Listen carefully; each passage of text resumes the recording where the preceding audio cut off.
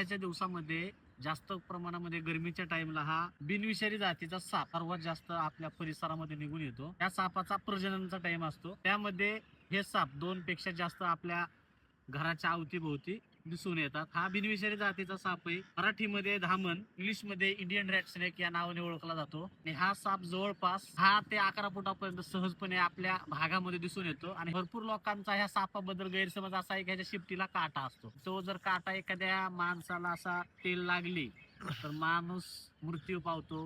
ग्रामीण भागामध्ये ह्या सापाची एक अंधश्रद्धा आहे. एखाद्या गाय म्हशीची आणि ह्या सापाची नजर एक झाली तर त्या टायमाला जागी गाय किंवा म्हैस जागेवरच मृत्यू होते. हा बिनविषारी जातीचा साप आहे. मित्रांनो, असल्या अंधश्रद्धेला तुम्ही बळी पडू नका.